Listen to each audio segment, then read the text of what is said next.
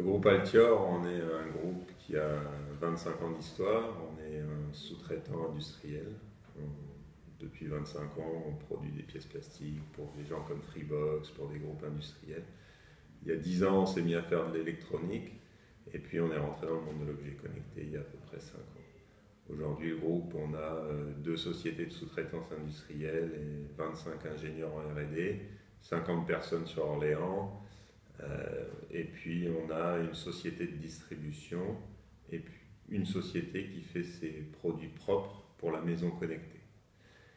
Donc le CES, c'est une longue histoire pour nous, hein, puisque l'équipe de la société Tivoli, donc notre société de distribution, y va depuis une dizaine d'années.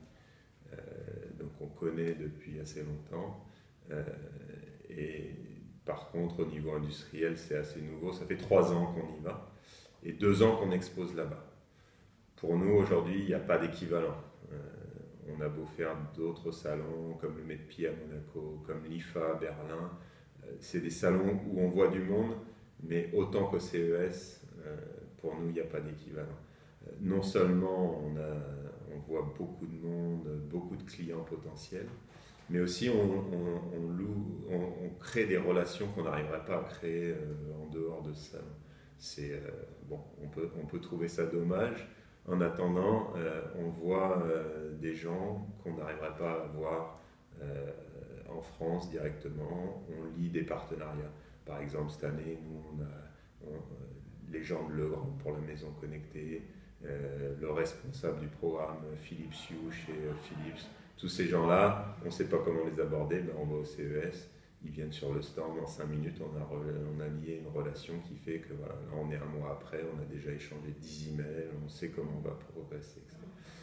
On y va, nous on y va à une grosse équipe, hein, on y va à 10 personnes, c'est un énorme budget, c'est 50 000 $ pour exposer. Cette année on avait 18 mètres carrés de stand dans la partie Smart Home. Mais voilà, je pense que c'est un investissement qu'on rentabilise malgré le fait que ce soit cher, parce qu'on voit beaucoup de monde. Parce que les gens qui se déplacent parce que ça coûte cher, donc les gens qui se déplacent, ce sont les décideurs. On voit les CEO, on voit les VP marketing, on voit directement des gens qui décident. Nous, on a vu sur le stand le responsable de la maison connectée chez Amazon. Notre client Glue, par exemple, il a vu le patron de Google. Voilà le genre de personnes qu'on arrive à rencontrer. Alors tout ne finit pas par des leads, mais il y a des choses qui prennent du temps. Mais on rencontre vraiment des gens importants. Voilà, après, on était, comme on l'a dit, comme ça a été hyper couvert dans les médias, on a vu énormément de Français là-bas. C'est une réalité. Aujourd'hui, les Français sont extrêmement performants dans l'objet connecté. Et la French Tech aide beaucoup à ça. Ça crée un réseau.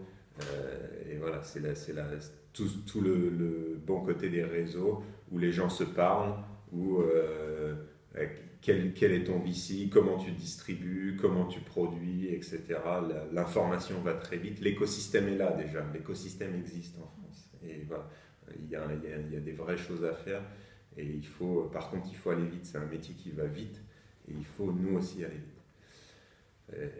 On a rencontré par exemple aussi Zefal qui était là-bas, donc une autre société de la région centre. Bon, je ne sais pas si on arrivera à faire quelque chose à faire ensemble, mais en tout cas on a au moins échangé ensemble notre vision du marché. Eux sont nouveaux, nous on y est depuis quelques années. Voilà, c'est toujours bien de se parler, de voir ce qu'on peut faire. Pour conclure, peut-être un encouragement pour d'autres entreprises pour l'année prochaine? Moi, c'est pas à moi qu'il faut poser la question. Si quelqu'un me demande est-ce que je dois aller au CES, je veux rentrer dans le monde de l'objet connecté, je veux rentrer dans l'électronique grand public, est-ce que tu crois que c'est intéressant que j'aille au CES? Pour moi, c'est même pas un sujet.